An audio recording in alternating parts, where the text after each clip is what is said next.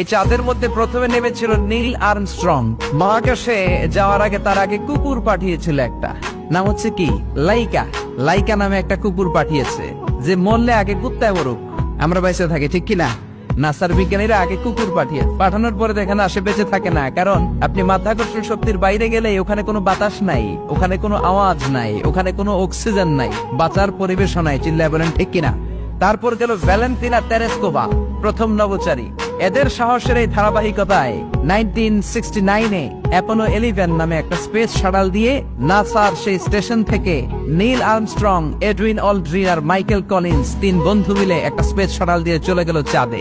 চাঁদে তারা নামলো, ইউনাইটেড স্টেটস অফ আমেরিকার পতাকা তারা সেখানে গেড়ে দিল। নীল আর্মস্ট্রং খেয়াল করে দেখে চাঁদের এই মাথা থেকে ওই মাথার মাঝখানটাতে ফাটা। ফাটিয়েছে কে? সে পরবর্তীতে পৃথিবীতে এসে বিশ্বনবীর বায়োগ্রাফি পড়ে জানতে পেরেছে এটা বিশ্বনবী আঙ্গুলের ইশারায় ফাটিয়েছিলেন। পড়েন আল্লাহু আকবার। আবার চাঁদের মধ্যে সে একটা মিউজিক শুনতে পেল। কি শুনতে পেল? চমৎকার একটা মিউজিক, কিন্তু পৃথিবীতে এসে কোথাও এই মিউজিক সে পায় না, কোথাও এই মিউজিকের ক্যাসেট অ্যালবাম খুঁজে পায় না। আমেরিকার একটা প্রেয়ার হলের পাশ দিয়ে সে হেঁটে যাচ্ছে, হঠাৎ দেখে ওই মসজিদের ভেতর থেকে ওই মিউজিকটা বাজে যেটা সে চাঁদে শুনেছে। মসজিদে ঢুকে দেখে একজন লোক কানের মধ্যে দুই হাত দিয়ে এই মিউজিকটা বাজায়। আসলে এটা কি মিউজিক না আজান?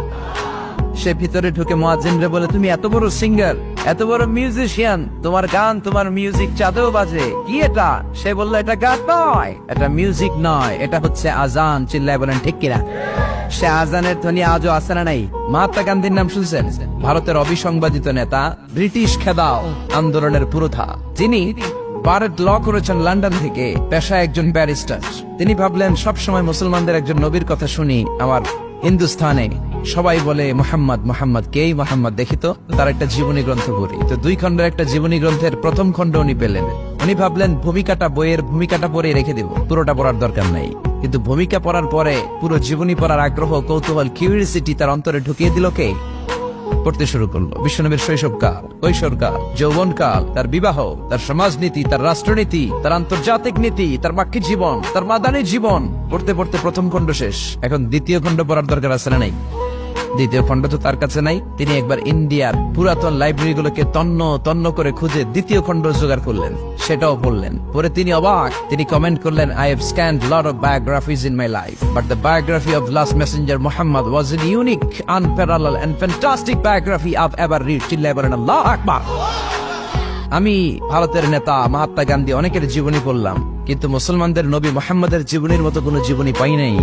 এই জীবনীটা, এটা একটা ইউনিক, আনপ্যারালাল, ফ্যান্টাস্টিক জীবনী, যে জীবনীর সাথে কারো জীবনীর কোনো মিল নাই। পড়েন সুবহানাল্লাহ। এটা কোনো মুসলমানের কথা না হিন্দুর কথা? এটা হিন্দুর কথা।